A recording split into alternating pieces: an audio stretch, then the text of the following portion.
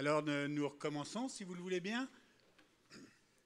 J'avais envisagé, en tant que co-organisateur du colloque, de vous parler de ma vie audacieuse dans l'intersectorialité, mais finalement on n'aura pas le temps, et c'est beaucoup plus intéressant de vous entendre que de me rappeler à moi-même mes éventuels hauts faits. Alors, nous allons commencer donc par M. Gianpiero Moretti, qui est architecte et chercheur à l'Université Laval. M. Moretti est architecte de l'Ordre des architectes de Turin en Italie. Il a obtenu son PhD en architecture. Il est diplômé de l'École polytechnique de Turin en Italie et de l'Université McGill en urbanisme. J'ai dit architecture, c'est en urbanisme, McGill. Entre 2013 et 2017, il a été directeur de l'École d'architecture de l'Université Laval, dont il est professeur titulaire et où il poursuit ses activités d'enseignement et de recherche depuis 2003. Depuis 2003 également, il est co-chercheur du GIRBA, groupe interdisciplinaire de recherche sur les banlieues, membre du CRAD, c'est pas du tout ce que vous pensez, Centre de recherche en aménagement et développement, ça fallait le faire celui-là, ainsi que du réseau VRM, Ville, Région, Monde, depuis 2007. Il est devenu en 2018 membre du CRIB, Centre de recherche sur les infrastructures en béton. Et il va nous entretenir de son projet, ce qui est un CREARE, un groupe de recherche émergent en vue de la traversée des frontières disciplinaires pour un environnement bâti innovant. Monsieur Moretti. Merci.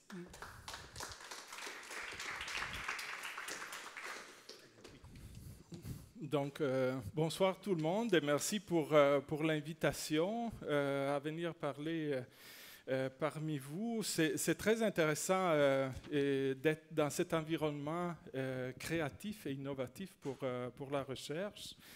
Et il faut dire qu'en architecture, l'innovation est très complexe et difficile parce qu'on fait face à quelque chose qui va au-delà de la simple génération, qui dépasse et qui arrive d'une culture héritée, donc avec tous les aspects généraux de l'économie, de la sociologie, des façons de faire, etc. Et donc, on arrive un peu en dernier dans cette idée de la recherche, je pense. Et si on fait attention à tout ce qui se passe pour ce qui concerne les projets publics, on se rend compte qu'à chaque fois, il y a cette idée de dépassement des coûts, il y a l'idée aussi des avocats qui sont là dès premières réunions pour prendre en défaut les architectes, les ingénieurs, etc., d'une manière à rendre le développement et l'innovation très difficiles dans des environnements d'aujourd'hui. Mais ça n'a pas toujours été le cas, parce que, par exemple, en 1418, et là je redeviens un peu italien avec mes références, la cathédrale de Florence avait été bâtie pendant un peu plus que 100 années, donc on avait construit tous les murs, mais on ne savait pas comment la couvrir. Donc c'était un défi, personne ne savait comment faire. Donc on était en porte-à-faux, on avait la foi qu'on aurait réussi à le faire. Et donc c'est après un grand concours avec la participation de beaucoup d'architectes, et j'oserais dire à ce moment-là, la figure architecte-ingénieur était la même, et en effet c'est un exploit, la construction de la coupole de Florence, qui est un exploit technique et formel en architecture. Donc ça n'a pas toujours été comme aujourd'hui. Et c'est vraiment un défi essayer de reporter la figure de l'architecte dans cet environnement qui est créatif, mais plus vu comme créativité artistique pure, tandis que l'architecte il peut être très présent et même promoteur de certaines innovations. Et je pense qu'avec la mise en place progressive, et c'est un groupe de travail qui est très récent, donc ça fait 2 ans qu'on travaille ensemble, et on est 4 professeurs avec beaucoup d'autres intervenants, et on va voir à travers les projets. Donc Samuel Bernier-Lavigne, un très jeune professeur en fabrication numérique. Donc là, on a vraiment les défis du futur parce qu'aujourd'hui, on fait face à des innovations vraiment importantes parce que le génie logiciel, avec les systèmes BIM qui pour l'instant contiennent seulement la question du projet du bâtiment, ils permettent de collaborer en ligne sur le projet en même temps. Donc, l'environnement logiciel permet de faire cela, les collaborations, mais il y a aussi le passage à la fabrication numérique, donc l'imprimante 3D, la robotisation. On est en train de construire des maisons avec les robots. À Amsterdam, ils sont en train de construire un pont qui est construit avec les robots. Donc, on fait face à des défis qui sont, je pense, de la même envergure que ceux qu'on avait à la Renaissance. On est dans un autre saut très important et je pense que l'architecte, avec tous les autres, peut prendre ce défi, surtout avec toute la question de l'environnement aussi à laquelle on fait face. Les autres chercheurs qui travaillent dans le groupe sont David Conciatori et Luca Sorelli en génie, et moi-même, donc avec beaucoup d'étudiants. Et dans ce cas, contrairement à beaucoup d'autres disciplines, on a très peu de doctorants et beaucoup de maîtrise, parce que la maîtrise professionnelle est obligatoire pour devenir architecte. Donc, on travaille avec des jeunes qui sont présents pendant une très courte période. Donc la question de la fabrication numérique est très, très importante. Ce n'est pas seulement un moyen technique, mais c'est une nouvelle façon de penser le projet.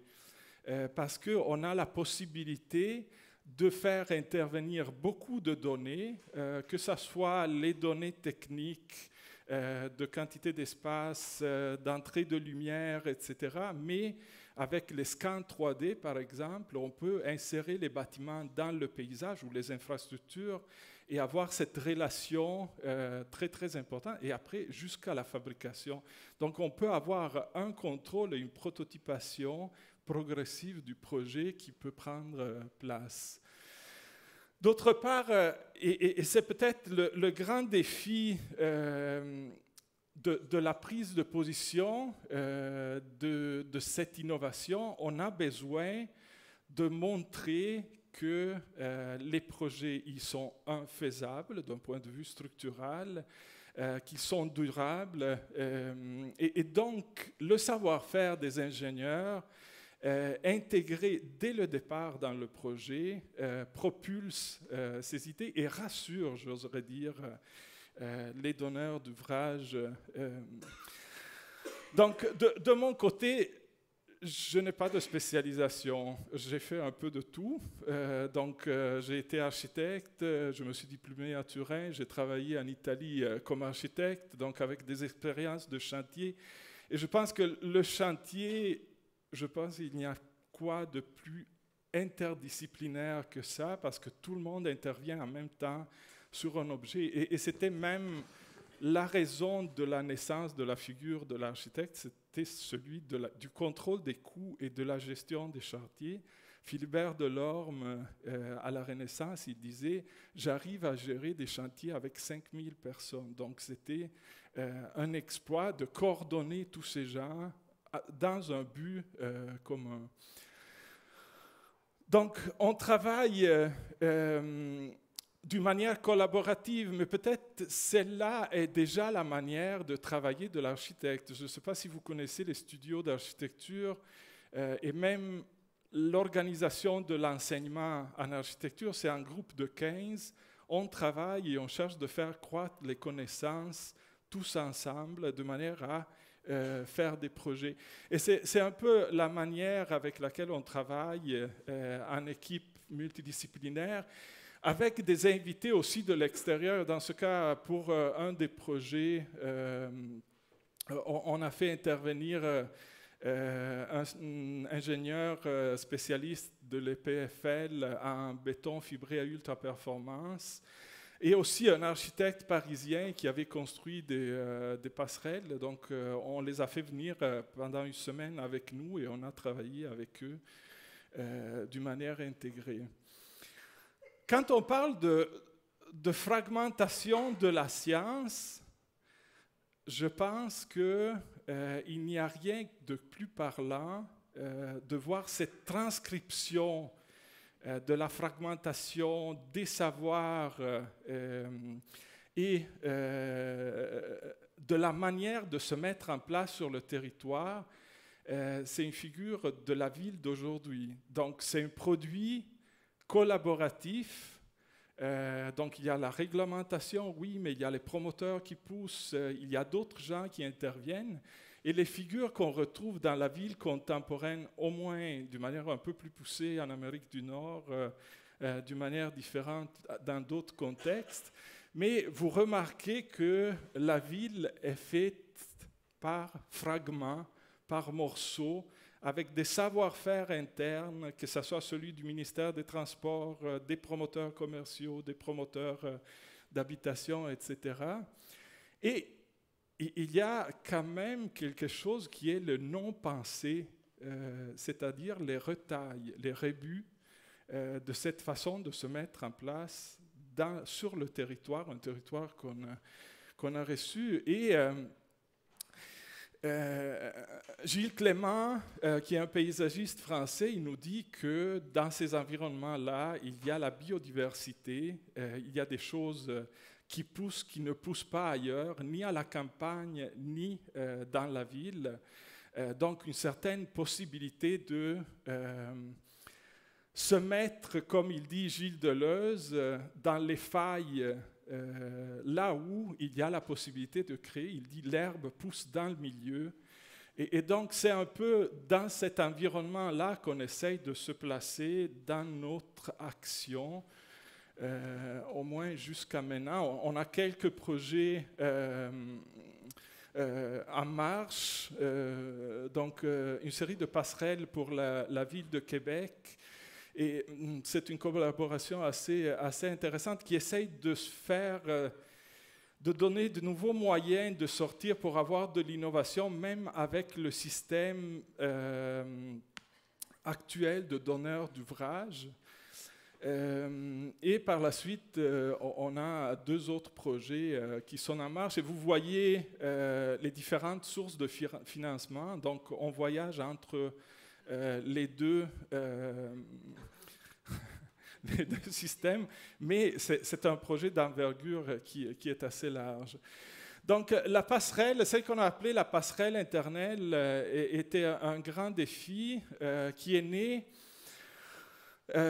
grâce à la mise sur pied par l'Université Laval de l'unité mixte de recherche en sciences urbaines, qui est un moteur de développement et un aide. C'est un partenariat entre la Ville de Québec et l'Université Laval pour pouvoir développer certaines idées, certaines technologies qui sont développées à l'Université Laval par les chercheurs. Donc, essayer d'utiliser cette force dans la vie quotidienne des habitants. Et dans cette dynamique, on a eu la collaboration de Lafarge aussi, qui est une entreprise productrice de béton et beaucoup d'autres choses qui développe ce système de béton fibré haute performance. Donc l'intervention, c'est sur la rivière Saint-Charles et clairement, il ne s'agit pas de construire une infrastructure déposée et la mettre là où la ville, d'une manière intuitive, veut la mettre, mais on a commencé par une étude historique, donc même toute l'intervention à l'échelle urbaine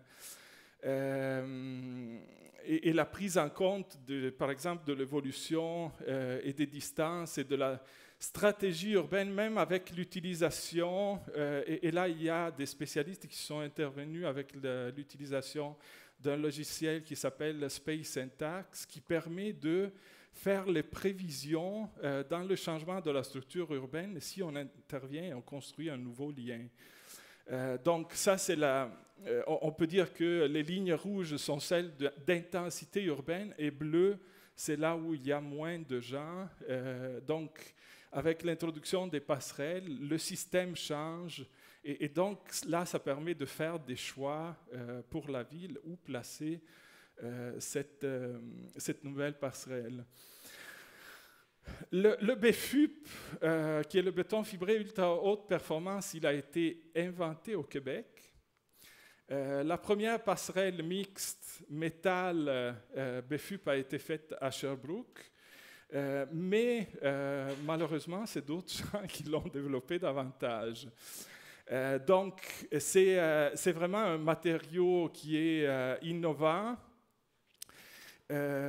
Contrairement à tous les problèmes du béton qu'on voit actuellement dans les infrastructures, avec tous les problèmes de corrosion, parce qu'il y a le climat du Québec, clairement. Donc, la durée de vie des infrastructures qui est très faible par rapport à d'autres contextes, tandis que le béton fibré, qui, à la place d'avoir les barres métalliques, a des fibres métalliques très diffuses dans le béton. Donc, ça permet une très forte maniabilité parce qu'on n'a pas les barres métalliques. Et on a une micro-fissuration, donc il n'y a pas les grandes fissures qu'on voit dans le béton, et donc tout le béton qui casse et qui laisse l'armature exposé au sel. Et donc, la durée de vie, parce qu'il y a des blocs de béton qui ont été mis dans la mer, et il n'y a aucune pénétration de sel. Donc, la durée de vie, elle peut être, c'est pour ça le nom éternel de la passerelle.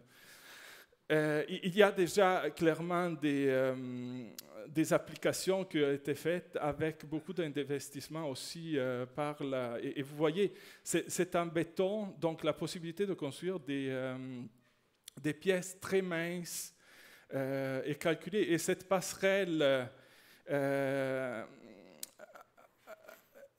qui a été construite de 135 mètres, je pense, oui, 135 mètres, d'une hauteur de 1,80 m. Et Luca Sorelli, qui a travaillé avec Lafarge pour son doctorat, avait contribué au calcul de cette passerelle. Donc, il y a toute cette réflexion entre l'urbain jusqu'à arriver aux détails constructifs. Donc, sur l'idée de pouvoir avec des données fiables, dire oui, le BFUP, il résiste beaucoup par rapport au béton normal par l'absorption capillaire. Donc, il n'y a pas d'eau qui pénètre, il n'y a pas de sel qui peut pénétrer. Et c'est prouvé avec des tests en laboratoire en génie et des études aussi qui sont faites ailleurs avec une adaptation clairement au climat du Québec. Et l'autre point pour la conscience écologique d'aujourd'hui, c'est la durée de vie des infrastructures, parce qu'on construit, mais on n'arrive pas à dire combien de temps ça dure, qu'est-ce qu'on doit faire, quelle manutention, combien ça va coûter la manutention de cet ouvrage. Et donc, à l'intérieur de notre équipe, il y a David Conchatore qui est spécialiste de l'analyse des cycles de vie des infrastructures. Donc, la possibilité de se dire, on fait un choix aujourd'hui, on choisit une structure en béton normal ou en BFUP, combien ça nous coûte aujourd'hui, mais combien on épargne dans les années, dans l'entretien, et dans ce cas-là, dans la reconstruction, parce que on va être obligé, si on le construit en béton normal ou même en bois, à reconstruire pratiquement l'ouvrage dans 50, 60 ans, tandis que l'autre,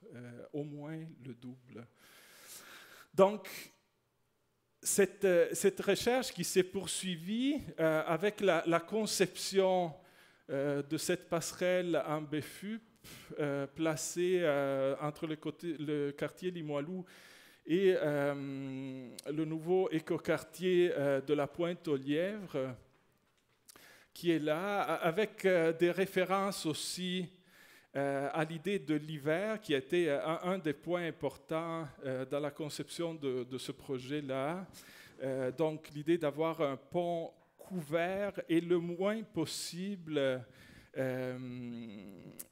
qui aille le moins possible de limitation pendant la saison hivernale, parce qu'on était allé voir une passerelle nouvelle dans laquelle il y avait un camion qui devait passer avec le sel et tout ça. Donc, d'autre part, l'infrastructure, on la pense très souvent d'un côté technique, mais en réalité, elle peut générer, comme dans le cas d'une passerelle, un espace public, l'accès à la rivière. Donc, ne pas seulement penser le côté... Oui, mais 5.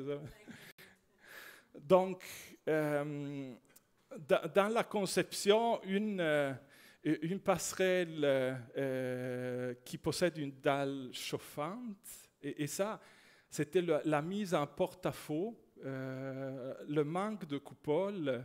On s'est lancé le défi. Et une passerelle qui soit autonome du point de vue énergétique. Et donc, le travail, et là, à l'intérieur du logiciel, tout le travail, la forme architecturale et la forme structurale sont devenues la même chose.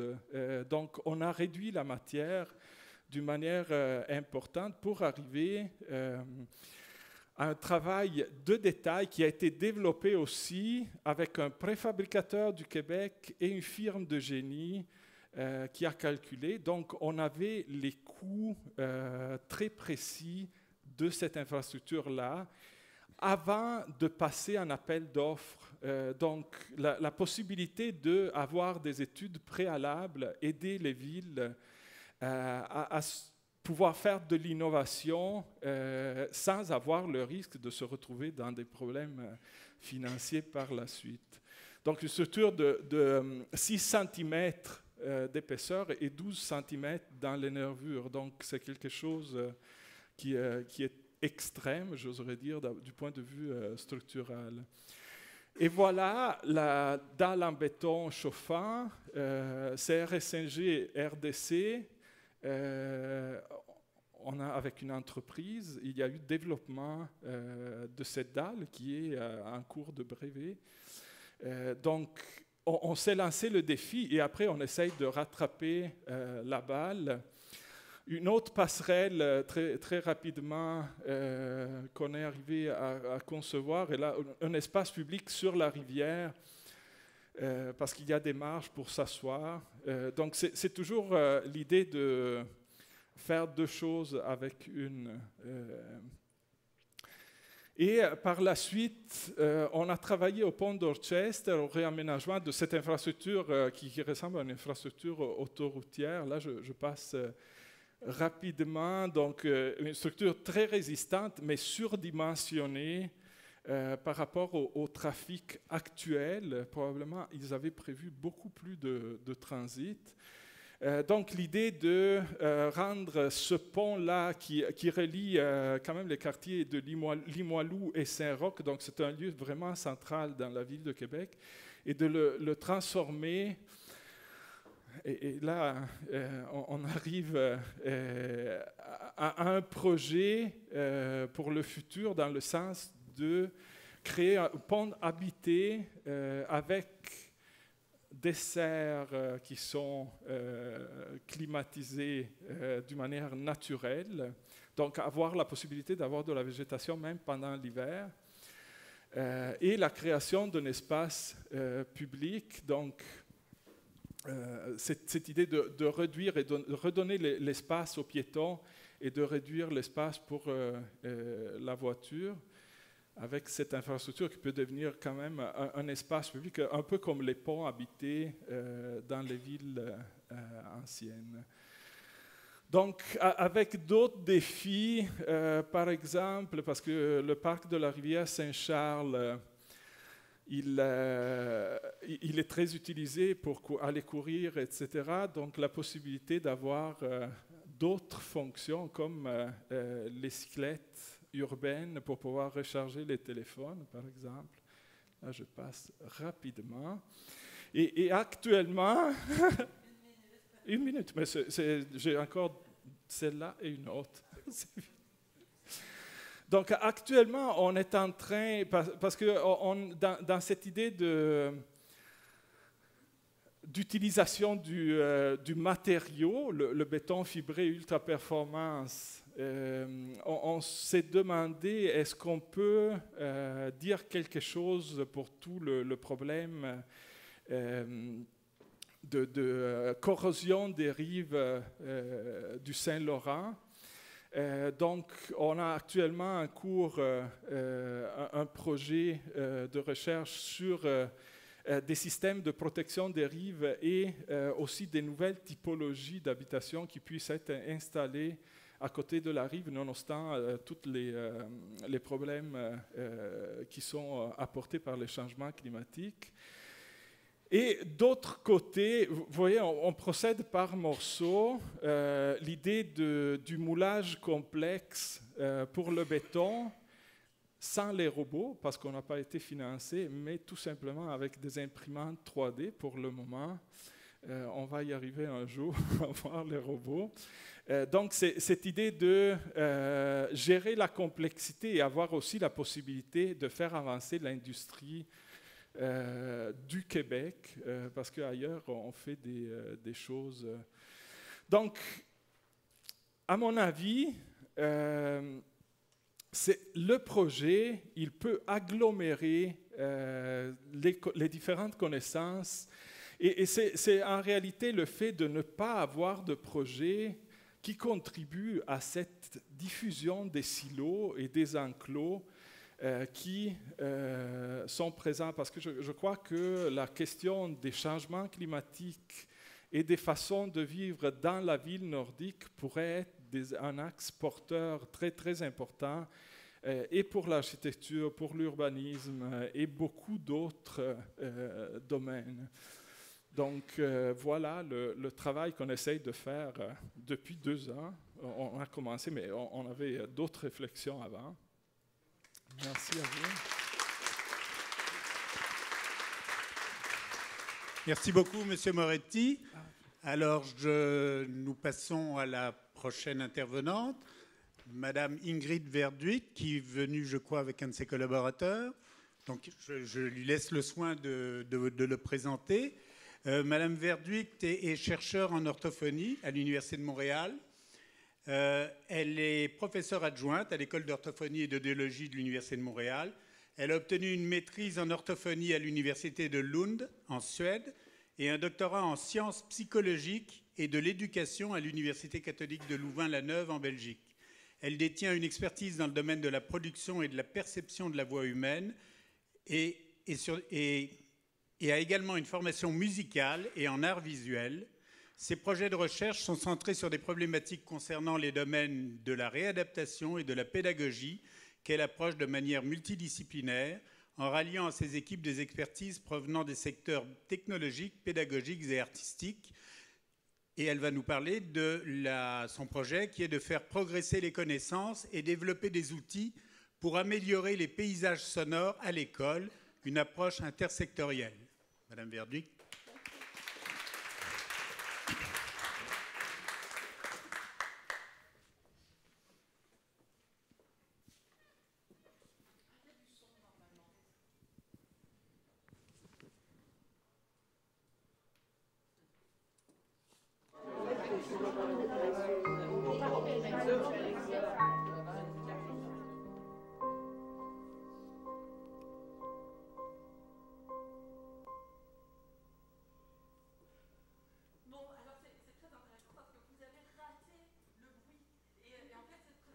là porte un petit peu sur le bruit, ou en tout cas sur les environnements sonores. Et la première partie du petit film que vous voyez là, mais il y a du bruit qui l'accompagne, il y a du son qui l'accompagne, et puis c'est le contraste d'arriver à la fin de la présentation à quelque chose qui est plus reposant pour l'oreille, pour le cerveau, pour le corps. Vous avez eu droit juste à la partie reposante. Donc vous avez de la chance, ou pas, je ne sais pas. Donc, je suis ici pour vous parler d'un projet spécifique. Donc, je développe plusieurs projets, entre autres avec François Michaud, qui a disparu maintenant, mais qui était là tout à l'heure. Mais ici, aujourd'hui, je voulais vous parler du projet GRAP. Et GRAP, c'est la gestion responsable et autonome des paysages sonores d'enseignement en partenariat avec les écoles. Et c'est un projet qui est financé par l'EFRQ via un projet Audace, les fonds Audace. Alors, ça part de quelle idée ou de quel constat, ce projet-là? Mais ça part du constat qu'il y a trop de bruit dans nos écoles. En tout cas, il y a du bruit dans nos écoles et il est perturbateur. Parce qu'il y a beaucoup d'efforts qui sont faits justement pour minimiser ce bruit. Alors pourquoi est-ce que le bruit peut être un problème au sein des écoles? Mais il peut être problématique vraiment à différents niveaux. Moi, je suis orthophoniste, spécialisée dans la production de la voix, les pathologies de la voix et dans la communication de manière générale. Et dans ma clinique, je reçois chez moi des enseignants qui développent des troubles de la voix, une difficulté à produire de la voix, parce qu'ils passent leur journée dans des environnements bruyants où ils doivent communiquer constamment avec leur outil principal, qui est la voix.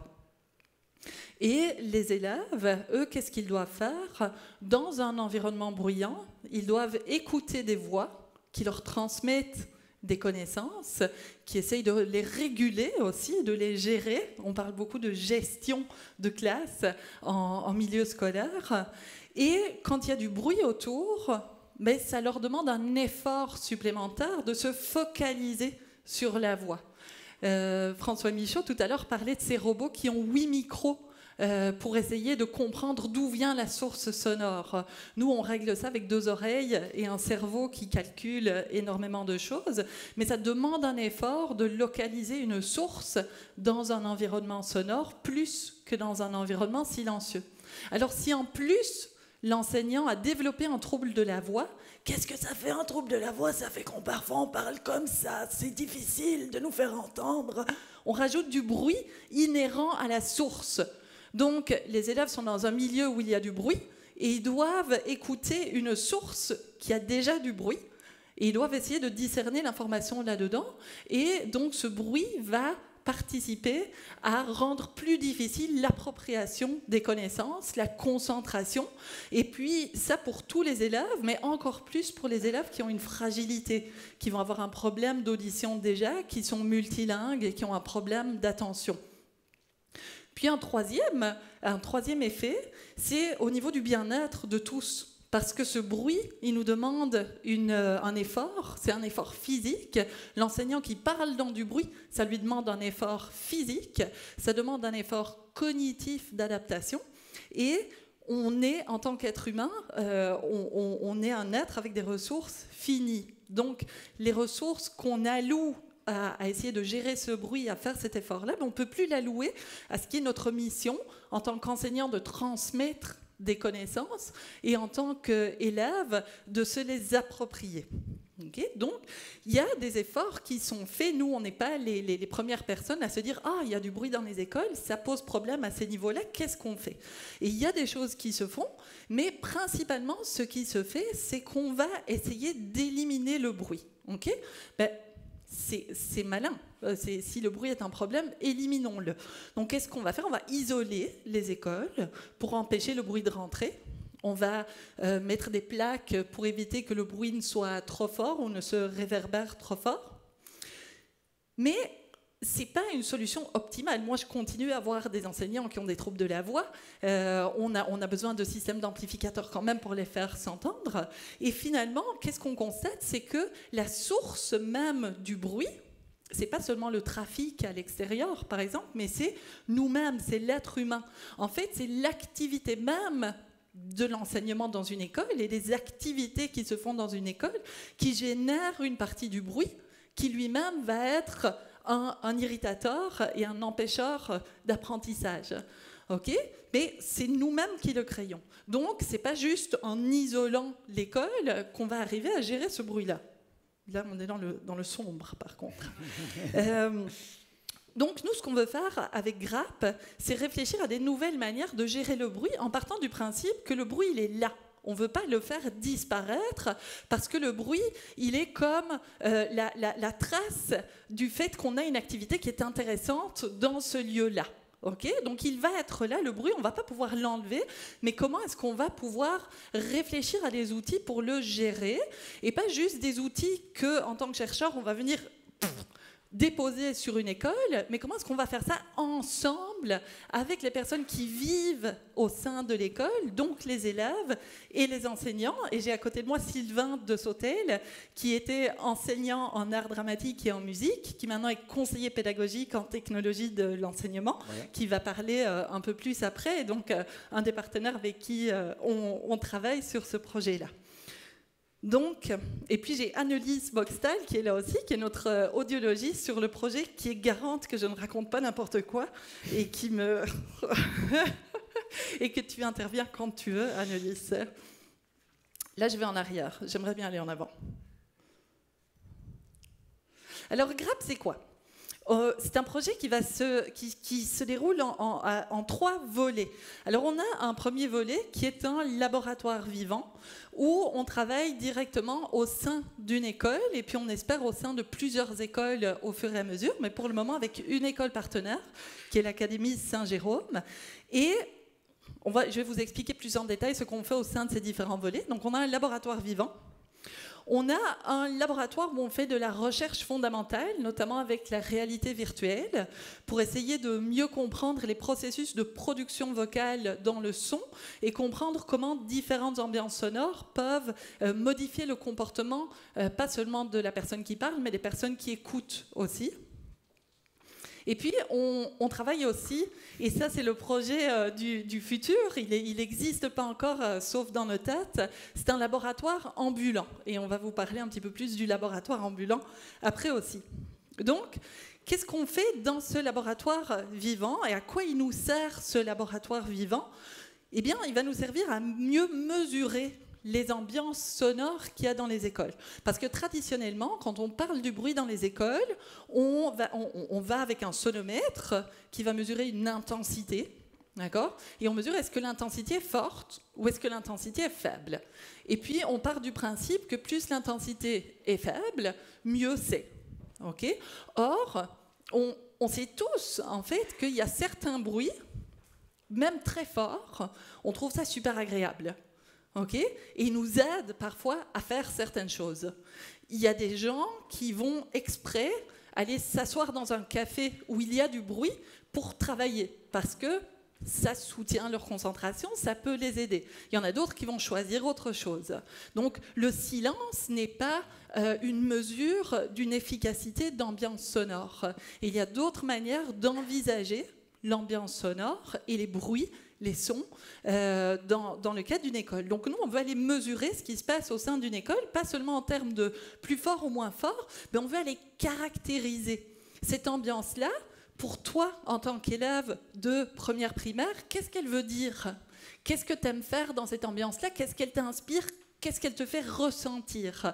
Et vous, en tant que prof du secondaire, qu'est-ce qu'elle veut dire pour vous ? En tant que gars de première secondaire, qu'est-ce que ça veut dire ? Donc on a tous des avis différents et nous on aimerait bien avoir une image qualitative du bruit dans les écoles ou du son dans les écoles et qu'est-ce qu'il veut dire.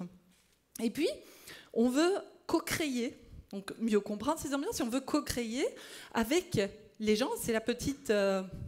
c'est là, on parle ensemble et on parle avec des enseignants, on parle avec des élèves, on parle avec des chercheurs, on parle avec des créateurs, des musiciens, pour essayer d'imaginer ça pourrait ressembler à quoi des ambiances sonores optimales pour différents types d'activités au sein d'une école. Donc, qu'est-ce qu'on veut faire? On veut ensemble créer des outils qui vont permettre pas de trouver une solution unique. Okay, on ne cherche pas la solution optimale, mais au contraire, on cherche à comprendre comment est-ce qu'on va pouvoir sensibiliser, outiller et autonomiser les acteurs des écoles, les enseignants et les élèves pour qu'eux-mêmes puissent développer un climat sonore qui décide, qui les aide et qui les soutienne dans leurs activités scolaires. C'est ça qu'on veut faire. Notre recherche fondamentale, avec cette réalité virtuelle, qu'est-ce qu'elle va chercher? Donc ça, c'est pour le moment séparé, mais évidemment, elle va aussi alimenter notre compréhension, nos mesures, et elle va venir alimenter cette création d'outils. Ça, c'est basé sur l'idée que, quand on parle, moi, je parle fort, j'ai un micro. Je pourrais vous parler comme ça, je n'ai pas besoin de m'exciter comme une folle devant cet auditoire. Donc, je pourrais même vous parler comme ça, vous m'entendez aussi? Ok. Donc, moi, je vous parle avec une certaine intensité. Pourquoi? Parce que je vois que vous êtes nombreux, je vois qu'il y en a qui sont loin, et donc je m'adapte à ce que je vois, pas seulement à ce que j'entends. Ok. Et on sait, par exemple, que quand on va rentrer dans une voiture, même si cette voiture est une fausse voiture, c'est une mock car, okay, elle ne fait pas de bruit du tout, c'est une voiture. On va quand même parler plus fort parce qu'on sait que dans une voiture, il faut parler fort. Okay, donc on a des idées préconçues sur comment on se comporte dans certains environnements visuels sur le plan auditif. Donc ce qu'on va explorer là, avec la réalité virtuelle, c'est qu'on va enregistrer des ambiances sonores qui sont caractéristiques de milieux différents. Donc, par exemple, quand je parle dans un ascenseur, ma voix résonne d'une certaine manière.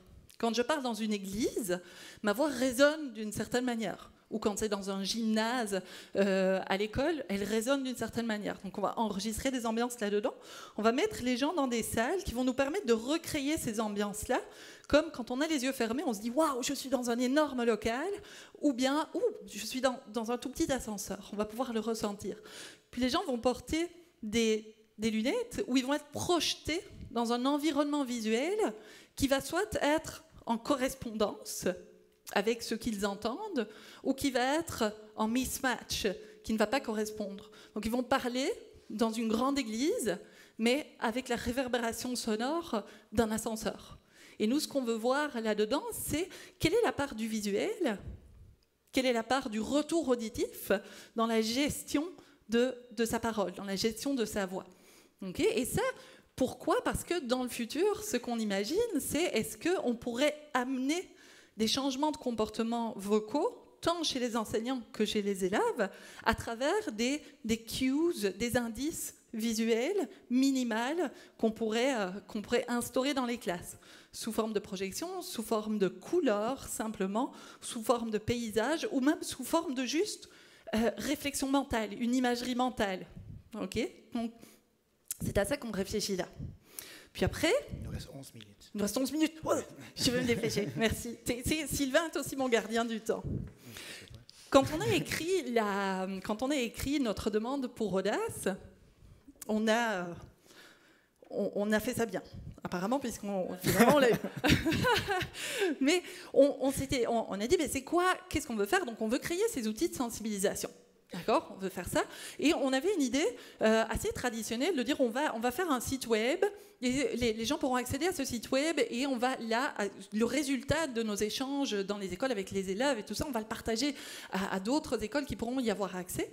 Et aussi, on va créer un prototype d'une salle de restauration auditive, restauration vocale, restauration mentale, ce que vous voulez, mais de restauration au sein des écoles qu'on pourrait implémenter dans tout un tas d'écoles. Okay, donc ça, c'est l'idée, on travaille dessus, c'est pour ça qu'on travaille avec des artistes visuels sur cette salle-là. Puis après, on s'est dit, mais finalement, est-ce que c'est vraiment faisable? Est-ce que vraiment chaque école va pouvoir accueillir ce type de salle-là? Peut-être qu'il y a des écoles, c'est pas possible pour elles. Est-ce que les gens ils vont vraiment venir sur notre site pour regarder ce que nous, on a eu la bonne idée de trouver? Donc, finalement... pour le moment, on travaille avec quoi comme idée qui nous guide? Mais les deux idées qui nous guident, c'est « et si l'université était un cirque ?» Je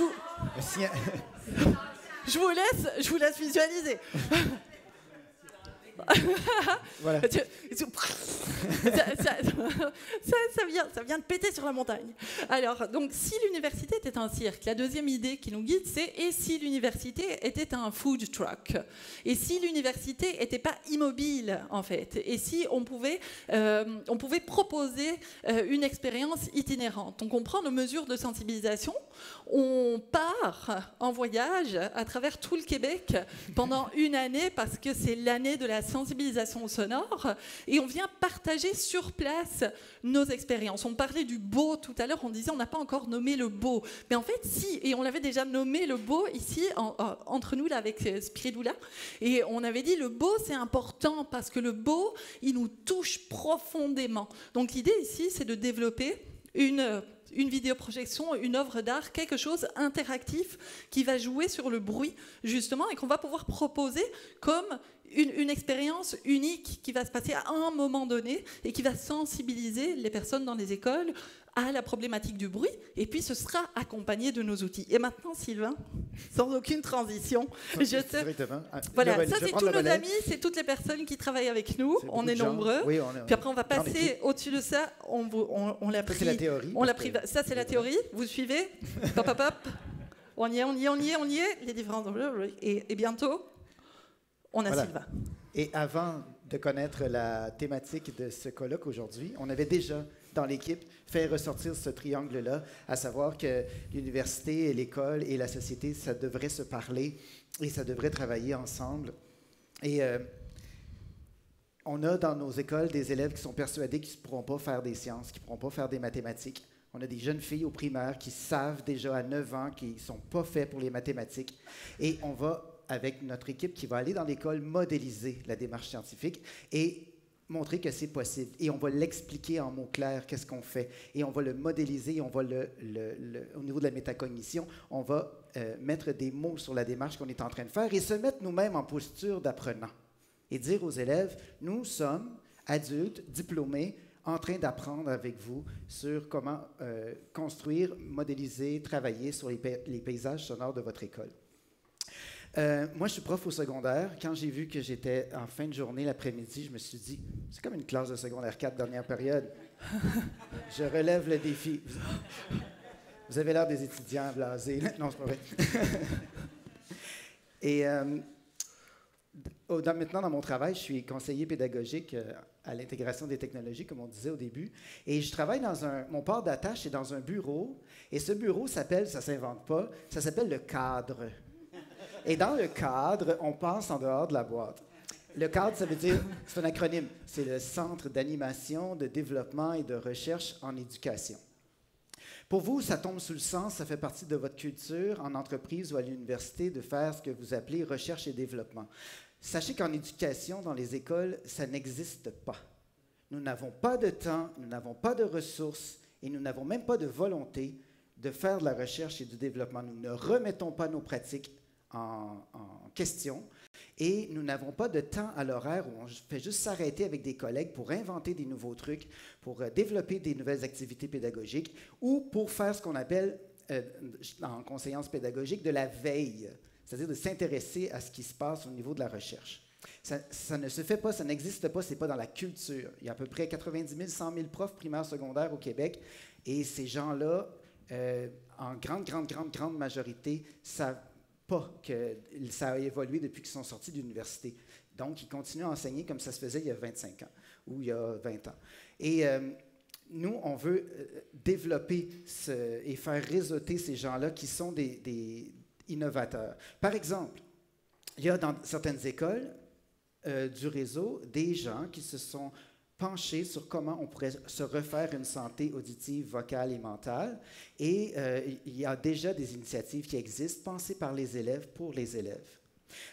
En bas à gauche, c'est un local à Sherbrooke qui s'appelle l'Ancrage, dans le sens yoga du terme. C'est un endroit où les élèves peuvent aller se poser en plein milieu de la journée, pour se reconnecter avec eux-mêmes avant de poursuivre leurs activités. Parce que les élèves dans les écoles arrivent tôt le matin au service de garde et partent tard le soir après le parascolaire. Ils ont des journées beaucoup plus longues que les nôtres. Dans les photos du haut, vous voyez un autre exemple au pensionnat Saint-Nom-de-Marie où les élèves ont pris un local qui était un entrepôt et ils en ont fait vraiment un espace collaboratif. Ils peuvent travailler dans le calme, mais ils n'ont pas tout pensé ça. Et ce n'est pas les profs et la direction qui ont pensé ça. Il a fallu faire appel à des spécialistes extérieurs en design, notamment, pour arriver à créer ce genre d'espace-là, qui s'appelle d'ailleurs, c'est magnifique, ça s'appelle l'espace-temps, ce local. Nous, notre équipe, on travaille sur des nouveaux espaces d'apprentissage. Alors, un petit tour avant de finir, on y va dans le sens anti-horaire, OK? Donc, les nouveaux espaces d'apprentissage demandent de nouvelles compétences dites du 21e siècle. Ça me fait rire, ça, comme prof. En 2018, là, on a un bout de fait au 21e siècle. Il faudrait arrêter de dire qu'on est au 21e siècle. C'est fait. On est vraiment dedans. Puis, à partir de quelle année qu'on arrête de dire 2000? On est en 18, OK? Puis, donc, ces nouvelles compétences-là, moi, je pense aux enfants qui sont dans ma classe et qui vont sortir sur le marché du travail. De quoi auront-ils besoin? Bien, ce sont des compétences, des soft skills, on en parlait ce matin. Ce sont des compétences qui ne sont pas dans le curriculum du programme d'éducation de l'École québécoise. Ça n'existe pas. Il faut que nous, les enseignants, on soit là-dessus. Nouvelles compétences qui demanderont des nouveaux scénarios pédagogiques. Nouveaux scénarios pédagogiques qui demandent de nouveaux espaces. OK, on part dans l'autre sens. Nouveaux espaces qui vont inspirer des nouveaux scénarios, qui vont développer des nouvelles compétences, qui vont Et là, si vous regardez bien comme il faut, même ceux qui sont en arrière, peut-être que vous ne voyez pas, mais il y a des petites lignes rouges pointillées entre les différentes pointes du triangle. Ce sont des relations humaines et c'est des apports technologiques. On va commencer par créer un lien de confiance avec les gens dans les écoles pour y arriver. Et on va ultimement prendre l'université puis la tirer en bas de la montagne pour qu'elle ait la rencontre de l'école. Et on va donner des outils aux écoles. Et l'analogie, c'est la pêche. On ne s'en va pas dans les écoles leur donner du poisson. On veut les outiller, donc leur montrer à pêcher. Donc, pendant que l'université va descendre la côte vers l'école, bien, l'école va être poussée vers les plus hautes sphères du savoir grâce à notre collaboration. Je te remets le témoin. Merci. Moi, je pense que tu as très bien fait ça. On est arrivé à la conclusion. En fait, notre projet, GRAP, il vise les environnements sonores dans les écoles, mais de manière plus large. Je pense que quand on se rencontre, le groupe de chercheurs, là-dedans, il me reste 30 secondes. 1 minute et demie, 2 minutes, 10 minutes. 2 minutes. Qui dit mieux? C'est qu'on se rend compte qu'on a... Nous, on trouve ça tellement formidable qu'on nous ait donné la chance de travailler ensemble au-dessus des boundaries, des limites, des frontières, qu'on n'ait pas remis en question de pourquoi est-ce qu'on est allé chercher Sylvain, oui. Qui n'a pas de diplôme. Oui, pourquoi est-ce qu'on est allé chercher... Mes chères chercheuses, j'aime ça parce que je suis prof d'art dramatique à la base, mes chères chercheuses sont toutes, ont toutes un petit PhD accroché après leur nom. Et moi, je suis dans l'équipe le pas docteur. Tu es le pas docteur avec Dirk on est deux pas docteurs. Clout, qui est directeur artistique, qui n'est pas docteur non plus. Voilà. Et vous êtes... D'où la présence essentielle des pas docteurs dans cette chose. Mais totalement essentiel. Parce que mon travail, c'est dans mon rôle dans cette équipe-là, avec mes chères chercheuses, c'est de les ramener sur le terrain des vaches. Croyez-moi, elles en ont besoin. Oui, dans une école, ça se passe comme ça ou ça se passe pas comme ça. Et ces échanges-là sont tellement fructueux. C'est formidable ce qu'on apprend les uns des autres. Oui, juste dans notre équipe. C'est ça. Et il y a des notes que j'ai prises pendant la journée ici qui, moi, me frappent. C'est, vous avez parlé de la confiance en l'autre, de reconnaître les valeurs de l'autre. En disant, reconnaître les valeurs de l'autre, ça demande un travail. Ça se fait pas par magie, ça demande un travail. On a parlé du vivre ensemble, on a parlé d'oser l'échec, d'apprendre le langage de l'autre, d'avoir une mission sociale, on a parlé de beauté. Mais justement, moi, en tant qu'orthophoniste, je suis dans la communication, dans essayer de comprendre les autres. Et en fait, on est en train, avec notre milieu scolaire et puis après universitaire, à créer des gens qui ne savent plus se parler. Donc, on est en train de diriger les gens très, très tôt vers un langage qui leur est propre. Et on construit des barrières qui fait qu'ils ont peur de l'autre. Et quand il n'y a que l'apport, moi je dirais, s'il n'y a que l'apport, c'est bien, mais parfois il y a le mépris qui vient avec, où on se dit, moi j'ai tout compris, l'autre n'a pas compris, en plus, je ne le comprends même pas, il ne parle même pas bien. Ok. En gros, c'est ça. Donc, pour illustrer la pertinence de notre travail dans les écoles avec les enfants sur le terrain, je parlais de modéliser tantôt. Sur l'heure du lunch, j'ai rencontré des gens d'Ubisoft à la table là-bas avec lesquels on parlait d'intelligence artificielle pour bonifier le jeu. Et l'intelligence artificielle reçoit une récompense quand elle fait la bonne chose et gagne des points. Et je leur demande, oui, mais comment elle est motivée, cette intelligence, à commettre des erreurs, pour apprendre de ses erreurs? Et le gars, il me dit, ben, on la force à faire des erreurs. On lui dit, ben, fais 10 % d'erreurs, fais 20 % de mauvais coups et apprends de ces erreurs-là. Ce qu'on ne fait jamais à l'école. Les enfants ont peur de faire des erreurs parce que faire des erreurs, c'est perdre des points. Et on n'a jamais la chance d'itération à l'école. Et on leur montre très jeune à avoir peur de l'erreur. Alors, ils ne commettent pas d'erreur parce que l'erreur en l'école est sanctionnée. Donc, ils ne peuvent pas apprendre de ça. Et on ne se donne pas le droit à l'erreur comme prof et on ne le donne pas à nos élèves non plus. Il faut briser ce cycle-là. Voilà. Voilà.